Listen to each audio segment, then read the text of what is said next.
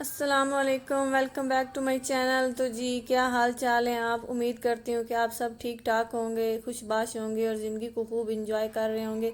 और मैं आ गई हूँ एक नई रेसिपी के साथ आपकी ज़िंदगी को मज़ीद इंजॉय करवाने के लिए।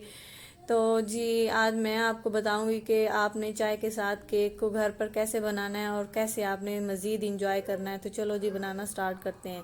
सबसे पहले हमने 2 अंडे लिए हैं, ये रूम टेम्परेचर हैं और मैंने इनको अलग-अलग से 2 बॉल में तोड़ा है। हमेशा अंडों को अलग-अलग से तोड़ के यूज़ करें क्योंकि अंडे ख़राब भी निकल आते हैं, तो इसी तरह आपकी सारी रेसिपी ख़राब हो सकती है और ये एहतियात आपने लाजमी करनी है। और अब मैं अंडों को बीट कर रही हूँ। इसका कलर जब तक लाइट लाइट नहीं हो जाता तब तक मैंने इसको बीट किया। अब मैंने 2/3 कप चीनी और 1 टेबल स्पून वनीला एसेंस डाल दिया और इसको भी मैं अच्छे से मिक्स कर लेती हूँ। आपने इसको बार बार चम्मच के साथ भी पलट के बीट करना है। जो चीनी है इसकी नीचे बैठ जाती है। और अब मैंने 1/4 कप ऑयल डाल दिया है। ऑयल डाल के भी मैं इसको वैसे ही बीट करती रहूँगी। और अब जो है इसमें मैं मैदा छान के डालना। आपने भी इसको लाजमी छान के आपने साइड पे नहीं रखना, बल्कि ऐसे ही इसके ऊपर छानना है। ऐसे अगर आप छान के डालेंगे तो इसमें केक में एयर जो होती है वो अच्छी सी बनेगी और केक अच्छे से फूल जाएगा। और अब मैं 1 टेबल स्पून बेकिंग पाउडर डाल रही हूँ। इन दोनों को आपने अच्छे से छान लेना है। और छानने के बाद मैंने इसमें 1 चुटकी नमक डाल दिया है और इन तमाम चीज़ों को अच्छे से आपने मिक्स कर लेना है। और आपने ये ध्यान में रखना है कि इसको एक ही साइड से आपने फ़ोल्ड करना है तमाम बैटर को। इसको ज़्यादा आपने इधर उधर नहीं फ़ोल्ड करना, एक ही साइड से। देख लें मैं एक ही साइड से लेके आ रही हूँ और एक ही साइड से मैंने इसको फ़ोल्ड किया है।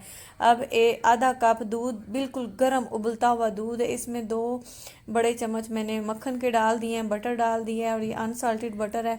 और आपने इसको अच्छे से मिक्स कर लेना है और इसी तमाम मिक्सचर को आपने उस बैटर के अंदर डाल देना है जो हमने अंडे का और मैदे का बनाया था। इसको अब आपने अच्छे से मिक्स कर लेना है, कोई गुठली ना रहे, अच्छे से इसको यकजान कर लेना है आपने। आप देख रहे हैं ना, मैं यहाँ भी इसको बड़ी आहिस्ता आहिस्ता से मिक्स कर रही हूँ। बेकिंग में आपने इस बात का ख़ास ख्याल रखना होता है कि जो इसकी फोल्डिंग होती है उसको एक ही साइड से आपने फ़ोल्ड करना है, इधर उधर से आपने इसको फ़ोल्ड नहीं करना, वरना ये सारी रेसिपी ख़राब हो सकती है। बेकिंग में ये छोटी छोटी चीज़ें जो होती हैं बहुत मैटर करती हैं। और जो एग हैं वो भी आपने रूम टेम्परेचर ही यूज़ करने हैं और इसमें जितनी भी चीज़ें होंगी तमाम रूम टेम्परेचर ही यूज़ करनी, कोई भी ठंडी चीज़ यूज़ नहीं करनी, वरना आपका केक फूलेगा नहीं और ख़राब हो जाएगा। इस बात का आपने ख़ास ख्याल रखना है। बैटर हमारा तैयार हो गया, इसकी आप देख लें किस तरह का, ये कितना थिक है। इसी इसी तरह का ही आपने बनाना है तो आपका भी केक इंशाल्लाह बहुत ज़बरदस्त बनेगा। केक मोल्ड को मैंने अच्छी से ग्रीस कर लिया और इसके नीचे मैंने बटर पेपर भी लगा दिया है। अब इसके अंदर मैंने तमाम बैटर जो बना है वो मैंने डाल दिया है।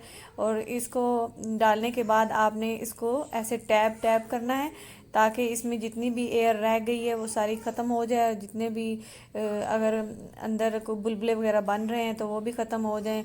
अब मैंने इसको अवन में रख दिया है। अवन को मैंने पहले से 10 मिनट प्री हीट किया 170 डिग्री पे। और अगर आपके पास अवन नहीं है तो आपने परेशान नहीं होना, क्योंकि इसका भी हल है। हम इसको मैंने पहले भी एक मार्बल केक की रेसिपी अपने चैनल पे बनाई हुई है, आपने उसको फॉलो करना है। मैंने उसको पतीली में बनाया था।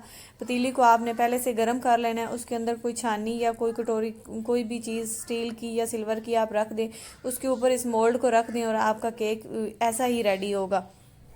तो जी हमारा केक बन के तैयार हो गया। इसको ठंडा हो जाएगा तो हम निकालेंगे। जब तक ये गर्म है इसको आपने नहीं निकालना, वरना ये टूट जाएगा। तो हमारा केक ठंडा हो गया था, मैं इसको अब निकाल के आपको ज़रा दिखाती हूँ कि ये किस तरह का बना है। तो आपने इसको निकालना बड़ी आसानी से निकल आता है, क्योंकि इसके नीचे हमने बटर पेपर लगाया हुआ था, वो भी आपने लाजमी लगाना। अगर आपके पास बटर पेपर ना हो तो कोई भी आप घर में कापी का कागज़ लें और उसको ग्रीस करें और उसके मोल्ड में लगा दें। अगर अगर कागज़ ना भी हो तो आप वैसे भी थोड़ा सा मैदा स्प्रिंकल करके और आप उससे भी काम चला सकते हैं। तो अपना बहुत सा ख्याल रखना। फ़ी अमान अल्लाह।